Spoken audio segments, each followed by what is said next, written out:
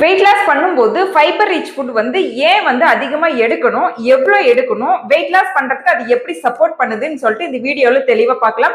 அதுக்கு முன்னாடி என்னோட 30 days சேலஞ்ச் ஜாயின் பண்ணி வெயிட் லாஸ் பண்ணணும்னு நினைச்சீங்கன்னா தாராளமா வாட்ஸ்அப் பண்ணலாம். அதே போல டெய்லி இந்த மாதிரி யூஸ்ஃபுல் இன்ஃபர்மேஷன் தெரிஞ்சுக்கிறதுக்கு ஃபாலோ பண்ணிக்கோங்க.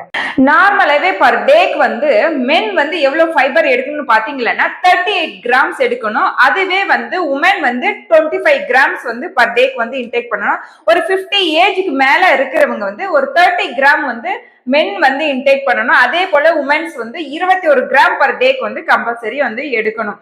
இப்போ ஃபைபர்லயே வந்து ரெண்டு வகையான ஃபைபர் இருக்கு. சாலிபிள் ஃபைபர், இன்சாலிபிள் ஃபைபர்னு சொல்லிட்டு.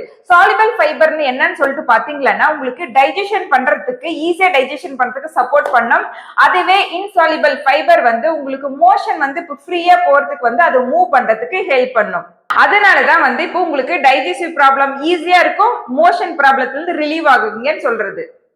அடுத்து பாத்தீங்கன்னா நீங்க ஸ்லோவா அதை சீவ் பண்ணி சாப்பிடுறதுனால உங்களுக்கு மைண்ட்ஃபுல் ஈட்டிங் வந்து ஃபுல்ஃபில்னஸ் கொடுக்கும். அதிகமா வந்து சாப்பிடணும்ன்ற எண்ணமும் உங்களுக்கு வந்து குறையும்.